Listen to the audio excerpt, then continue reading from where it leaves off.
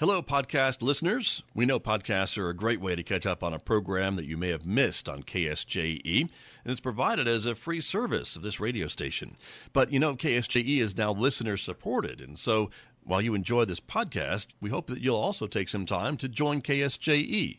Become a member today. It's quite easy to do. Just go to our website at ksje.com/support and pick the level of support that best matches your budget. Thanks again for listening. Here's your podcast.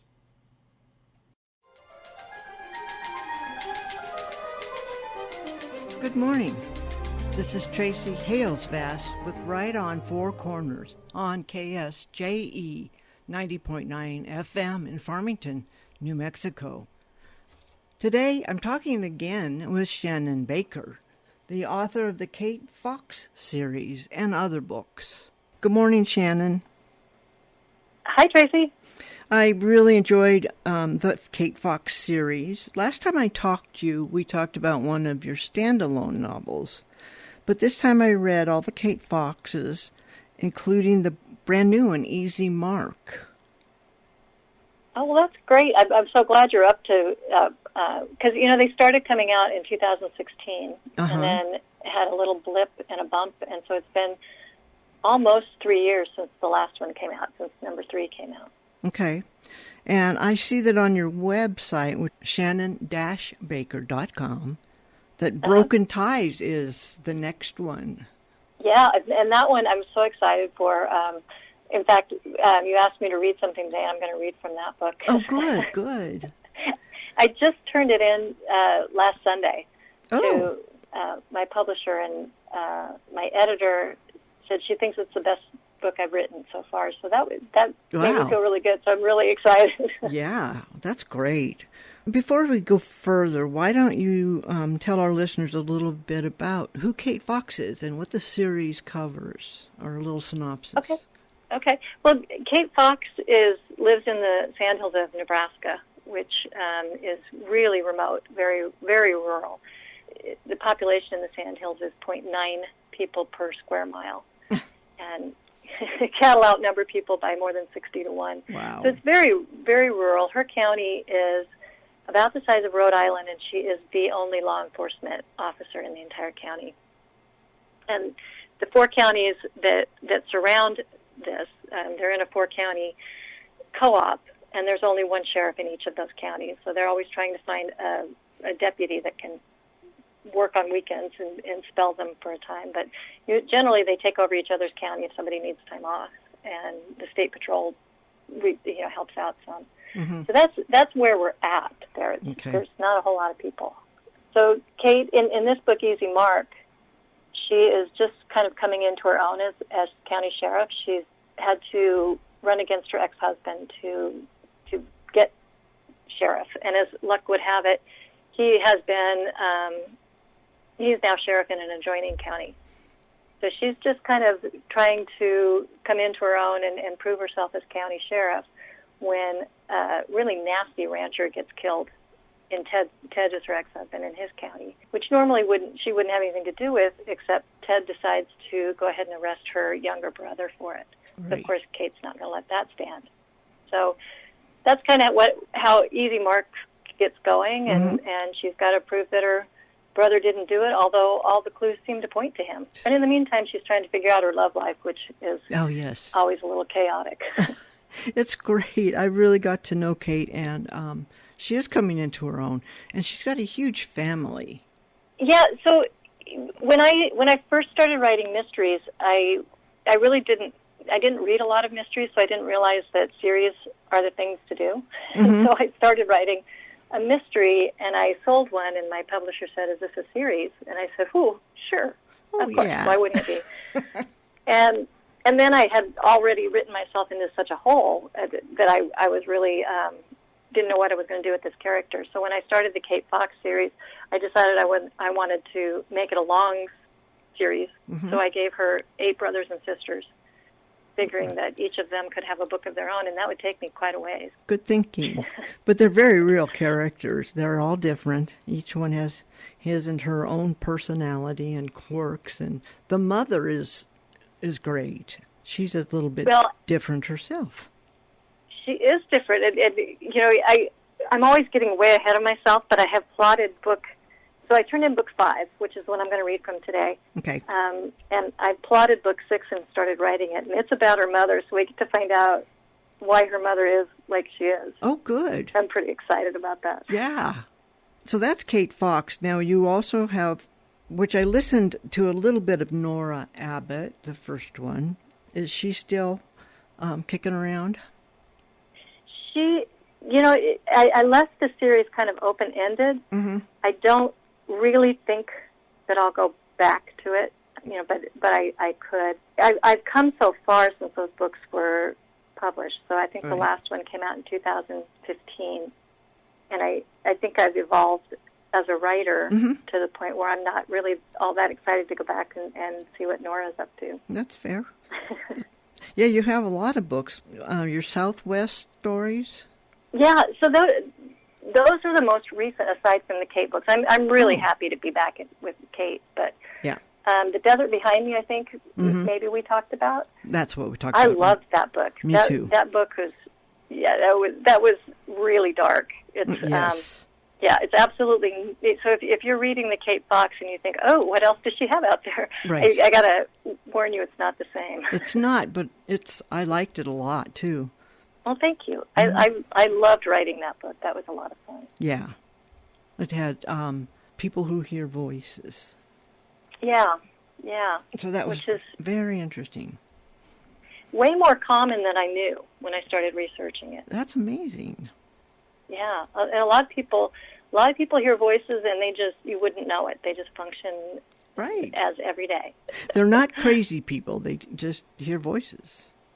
No, so next time you're sitting in a restaurant and somebody gets this faraway look on their face, they could be hearing somebody speaking to them in their head. They could. Yeah, so back to Kate. Is it difficult for you to set her so solidly in Nebraska in different seasons when you yourself live in sunny Arizona? I lived in the Nebraska Sandhills for 20 years, so it isn't that difficult. And I was up there not too long ago visiting in the summer. I'm not all that anxious to go back in the winter. Although, the Kate books, I've set them so that they're only a few months apart in each book. Right. So they first started coming out in 2016. So, I'm on book 4 just published, and it's only been a year and a half since I started. So we haven't had to deal with COVID yet. Right. And, she's only gone through, one round of seasons yet. So. Right. Yeah, and you described the seasons pretty clearly. I mean, it was cold. It's cold up there. It's cold. I've got one book set, in January when it's really cold. Yeah, Dark Signal, I think it was where it was just freezing. And so many of her adventures were outside in the cold, trying to solve them. It's that kind of weather when you walk outside and you breathe in through your nose and your nose is just all icicles and it sticks together. Oh, yes. Yeah. Oh, good. So Broken Ties is going to be about the ex-husband. He shows up in, Broken Ties. The premise of that is he's just had a new baby and can't quite cope, and his wife Roxy can't quite cope, and Kate ends up with the baby for a time. Oh, I totally believe that. After meeting them and knowing how they are, I can see that. Yeah, and we get to find out in this book what Carly's been up to. I was just going to ask about Carly. Good. Yeah, Carly's kind of been a thread going through there. Yeah, and it's time we find out where she's been and what she's been up to. Good. And so that was fun. I kind of knew, but she kind of had to come on the scene and tell me. Is that how you write those? Do your characters kind of tell you what's going to happen next? Yeah, they do. And as with you, each book that goes by, I get to know the siblings a little better. Mm-hmm. I get to understand more about the family dynamics, and so it is kind of fun that way. Now, Kate has bought herself a little house, and it seems, and it's on a lake. And that seems like a very real place, too. Are these real settings? So the house that I have her living in was built in 1910, I believe. Right. And it is not located in the same place, but it's this house that my husband and I lived in recently in McCook, Nebraska. And it was a hovel. It was really, really not a nice house. I made Kate's cuter, so it doesn't smell weird, because this house smelled weird. I think my husband said he thought it was because it was heated by coal. It had a downstairs coal, and he thinks maybe it just got into, I don't know, but Kate's house doesn't smell bad except when it floods. Right. But other than that, it's fine. Yeah, the flood. But yeah, the lake is a real lake. Striker Lake is Fry Lake. Which I used to take my kids out in a little inflatable raft, and I would row them all over in that lake. We had a lot of fun out there. Oh, yeah. Yeah, I like it. I can visualize it, and Kate, looking out at it. I was going to say more, but I don't want to give too much away, so. Oh, but you know what? In Easy Mark, I was talking to an old rancher the other day who had read the book, and he's from the Sandhills, or he spent a lot of time in the Sandhills, and he said, I just want to tell you got something wrong. I was being nice, but I said, oh, and what's that? And he says, you have her going out into the lake and walking on these pebbles, on rocks, and, they hurt her feet. And as soon as he said that, I went, oh, he said, in the Sandhills, there wouldn't be rocks on the bottom of the lake. It's all sand. Oh. And as soon as he said that, I thought, oh, he's right. How funny. It won't change the book any, but, right. He is right. It's one of those details, and readers catch you on those, don't they? Well, he did. That's great. I also had another reader. So each of Kate's siblings and Kate herself are all named for the Academy Award-winning actor or actress in the year in which they were born. That's the way her parents had done it. Right. And I have her older sister, the one that dies. I have her named for Glenda Jackson for The Goodbye Girl. Uh-huh. And I can't tell you how many times I looked this up, but whatever. I had a reader, and it's been 6 years since the books have been published. The first book has been published, and just recently, about a month or so ago, I had a reader write to me and say, Glenda Jackson was never in The Goodbye Girl. Oh no! Oh my God! And she wasn't. I can't remember the film that she was. She was the actor that year. So that was good. I got that right. Her name can stand, but it wasn't that movie. I can't remember what movie it was. But how funny. And, I don't even know how many copy editors that went through. Right. Isn't that something? The year the twins were born, Michael Douglas won the award so that each of those had a name, Michael and Douglas. That worked out well, didn't it? That did. So which of those, I can see actually your evolution as a writer through these. Do you feel that in yourself also? I do. I think the books get better and better, which is really gratifying. I mean, I'd hate to think that they're getting worse. Well, they're all good, but yeah, they're getting more complex, and I don't know, just they are getting better. And somebody just said, because this just launched August 10th, and I just had a reviewer say that she thinks the books are getting a little darker as they go along. Oh. And I think that might be true also, because I just think, as you said, they get more complex. Dark Signal was really interesting in the setup and the characters with the railroad people. And the murderer was a real surprise. Oh, good. I'm Yeah. glad you thought it was a surprise. It was. I didn't. So my husband worked on the BNSF for 42 years. Ah. So I had an in-house expert. Yeah. And I'd asked him, at the beginning, I said, if you were going to kill somebody on the railroad, on a train, how would you do it? And it was a little frightening. Yes. He came up with it. Yeah, that was quite a maneuvered murder tool. Oh, yeah, he even told me exactly how to construct it and what weight of wire I would need. So, my. number 9 wire. He was ready about that too much. That's what I thought. Yeah. And Kate's dad is a railroad guy. Yeah. So that works out. Yeah. I always joke that I had to write about the railroad because Craig Johnson, who writes the Longmire series, never did. That's true. That's true. I can see that comparison between you and Craig Johnson. He's so good. He is. He is. So, why don't you take a few minutes now and read us a little bit?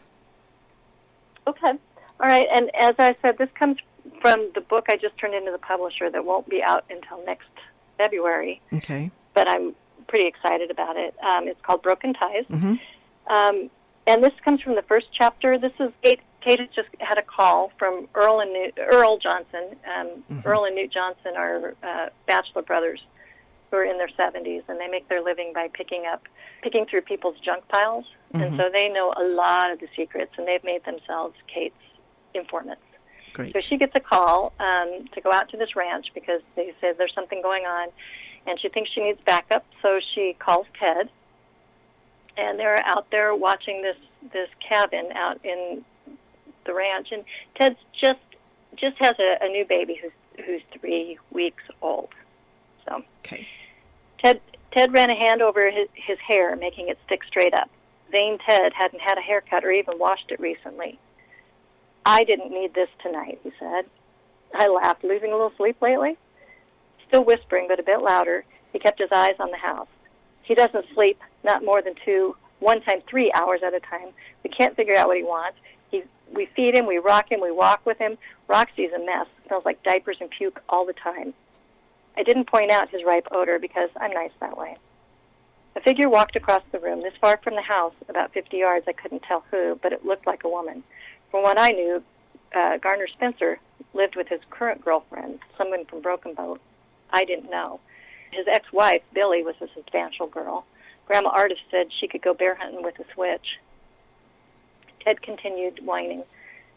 We took him to the doc, and she checked him out. Couldn't find anything. Said it's colic. Even Dahlia doesn't know what to do. That didn't surprise me. Ted's mother, Dahlia, had all the warmth and mothering instincts of a Gila monster. The house sat silent, almost serene. We might as well call it. I said, maybe Earl overreacted. I ain't never, the stage whispered retort. Must have caught Ted as unaware as it did me because he whipped around, pulling up his gun. Earl Johnson stood behind us in all his 5'7" rumpled glory. Years ago, a raccoon crawled into the corner of the barn once and died. He laid there for weeks with blue, musty smell growing stronger until I finally discovered him and managed to bury him despite gagging the whole time. Earl smelled similar to that raccoon 2 days before I found him. Ted growled at Earl. You said there was trouble. It's pretty quiet around here. Earl pursed his mouth like an old lady and turned his attention to me, clearly cutting Ted out. Me and Newt seen it. Ted didn't seem to have much patience to spare. Saw what? Them girls, Earl said. So as me and Newt hear him raising a ruckus, I mean they was shouting and carrying on like they was killing cats. I gave Earl my stern look, the one I used to extract confessions from my 8-year-old twins. Better tell us the whole story. Well, when we was at the dump over that hill, he pointed behind the house, we heard laughing, so we came over to look. Well, the new one and the old one, they was tossing things into the barrel, and we thought it looked like they threw out a pair of boots. Newt's boots is worn through, so we thought we'd wait until later and go see if they'd fit. But then the old one, she got a match and was trying to get it lit. But you know how hard it is to light clothes. This story was shaping up to be a humdinger, as Grandma Artis would say. Then all of a sudden, they run back to the house. So Newt, he decides to go down and get them boots before they come back out and get the fire going. And he gets down there, and all hell breaks loose. But he's already down there, and I'm up on the hill, so we decide I'll go call you, and he'll keep watch down there. Wait, how did you decide that when you were up on the hill and he was down here so far apart? Earl tilted his head sort of like a dog when it's confused. Welp, he just did. Ted let out his breath of long suffering. I've had enough of this. He placed a boot on the rung of the auto gate, and that's the exact moment the night split wide open. I love Newt and Earl. They're They're quite my the favorites. They are very clever characters. They're just operate right on the edge of the law. But they're good-hearted. They are. I wrote a short story with Newton Earl that I just love, and I submitted it to a anthology that I'd been asked to do a story for, and I submitted it, and they hadn't read any of the books, and they said, this doesn't make any sense. I said, it would if you knew Newton Earl. Right. Yeah, the pickers, and they always argue with each other. Yeah, well, the only reason you can tell them apart is that Earl bit Newt's ear when they were 1 and 2 years old. Right. So there's a big hole out in Newt's ear. Right. Are you working just on Kate Fox then right now? I am. As soon as I finish this book with Kate's mom, which is called Exit Wounds, I just can't wait to get it.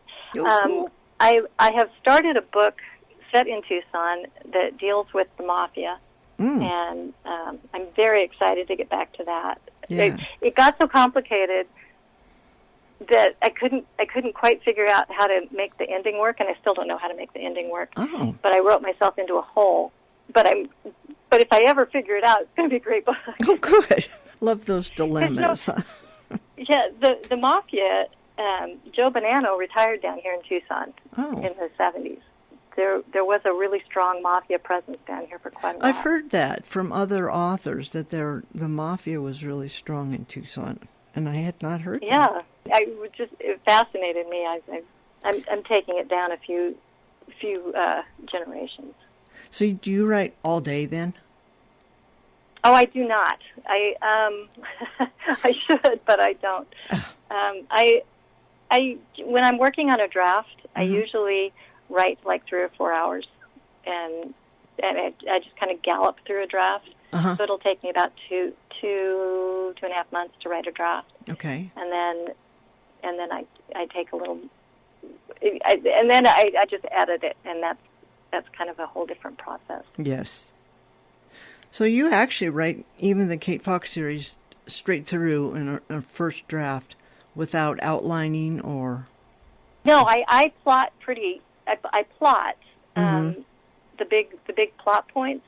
Okay. Because if I don't know that it has an ending, I get really flustered. I'll almost always change the ending, but I have to know there is one plausible way to end it. Okay. That makes sense, because you have to know what you're going toward. Yeah.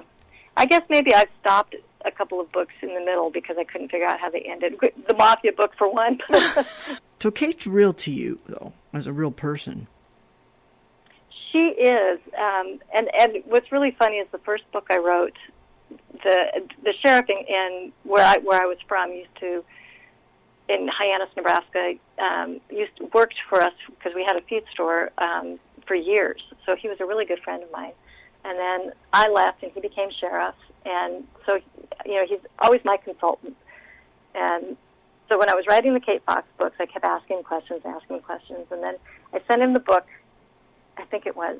At one point, though, we were talking on the phone, and he said, well, Kate wouldn't do that. That's not the way she thinks. And I thought, I was so excited. I said, she's real to him, too. That's great. She's become someone completely real. Right. Affirmation. Yeah, it was. I love that. Yeah, he's our friend. I love the way Go Big Red is inserted in there, and often. Of course. Blood runs red. Now, last time I talked to you, I think you were talking about how you are really interested also in environmental issues. Well, I did. I worked for the Grand Canyon Trust. That's right.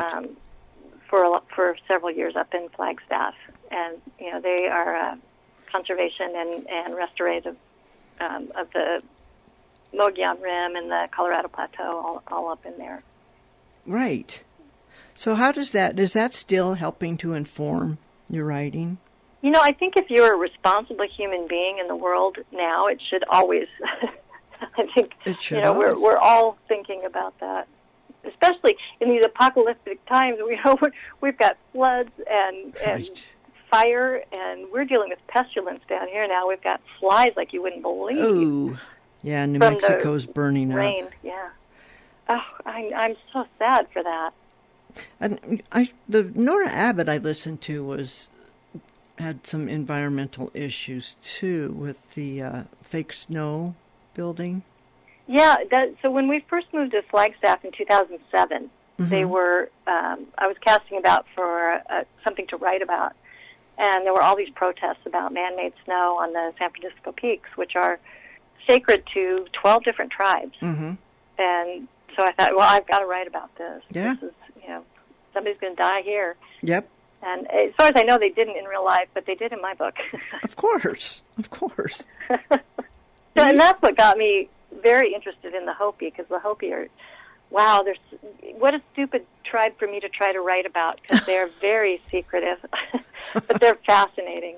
Yeah, in the Nora Abbott, I see your Hopi characters. So you said that you picked up on what was going on around you for the plots for Nora Abbott. What about Kate Fox? How do you come up with the ideas of, the end, so you probably know, I guess we could say, the murder right away. Yeah, so just this recent book that deals, it's got some south of the border issues and some horse racing, horses disappearing and showing up, and so that was basically just following a line of, I wanted to do something with livestock, and so I started researching what are livestock crimes, and that kind of led me down that path. I wondered if that was based on some real happenings when the horses started disappearing and money started flowing mysteriously. Yeah, that really surprised me. That is based on research. Some nasty characters involved in that. Anytime you get a drug cartel involved in something, you're going to go down. And I tried to keep the whole cartel pieces of it out of the book, because that's not the kind of book I wanted to write. Right. But yeah, when you get into dealing with horse races, there's a lot of cartel money, because it's a great way to launder money. I hadn't thought of that, but then when I read that, I went, oh, I see. Yeah, that is a great way to launder money. And innocent people get caught up in that, like good old Jeremy. Poor old Jeremy. Poor old Jeremy. He's so lovable. Such a sap. He is. He's a good character. So Easy Mark has just been released. Broken Ties will be released in early next year. And then we're looking forward to the other ones. They have me pretty much on a 6-month schedule. Good. So that'll be good. And I am contracted through Book 7, although I have no idea what Book 7 is going to be about. I don't even have a inkling of an idea. So. Well, hopefully by the time you get there, you will. We'll see. You asked me where the ideas come from. I don't know, but I hope they show up. Yeah, I'm here, idea. The 2 first books are out in audio, and they're working on the next. So I'm contracted for audio for all the Kate books. That's fun. I love the narrator that's doing it, Megan Tusing. Yeah, I listened to a little really bit of that, and she did well. Yeah. And it's, when you switch, you've been reading something in text and then switch to the audio, you don't know if they're going to get it right, like you imagined. But I liked her. Oh, good. Thank you. I thought she did a great job. Okay. Well, we look forward to Broken Ties, and I hope to talk to you when that one comes out. Oh, good. Well, I'm always here. Okay. Thanks, Tracy. All right. Thank you, Shannon. And that was Shannon Baker from Tucson, Arizona, talking about the Kate Fox series, the newest one, Easy Mark, and the upcoming one, Broken Ties. This is Tracy Hales-Vass with Right on Four Corners on KSJE, the information and cultural beacon of the Four Corners on 90.9 FM. Did you enjoy that podcast? We hope that you did. And if you did, share it with your friends. And if you really want to keep podcasts like this coming, please support KSJE. You can do it easily online at ksje.com.